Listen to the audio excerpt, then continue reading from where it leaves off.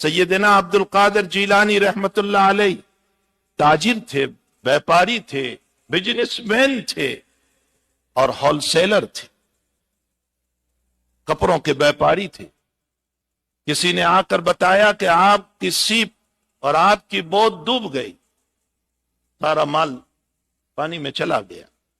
حضرت نے تھوڑی دیر گردن جھکائی اور گردن جھکانے کے بعد فرمایا الحمدللہ۔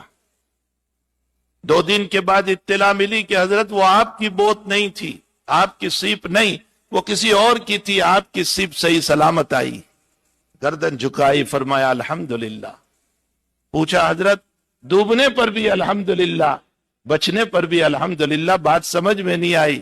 فرمایا میں نے ڈوبنے پر بھی الحمدللہ نہیں اور بچنے پر بھی نہیں، بلکہ ڈوبنے کی اطلاع ملی تو میں نے اپنے دل کو دیکھا، کہیں اس غم کی وجہ سے تو تیرے رب سے غافل تو نہیں ہو گیا،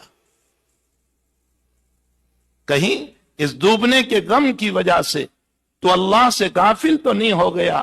میں نے دیکھا کہ میرا اللہ نہیں مجھے یاد کر، میں میرے اللہ کو یاد کر رہا ہوں، میرے دل میں اللہ بساؤ، میں نے اس پر الحمدللہ کہا۔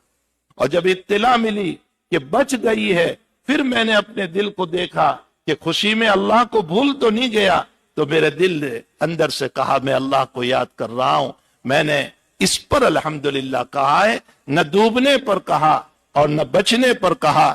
اسی لیے جناب رسول اللہ صلی اللہ علیہ وسلم نے فرمایا تم خوشیوں میں بھی اللہ کو یاد کرو، تم غمیوں میں بھی یاد کرو۔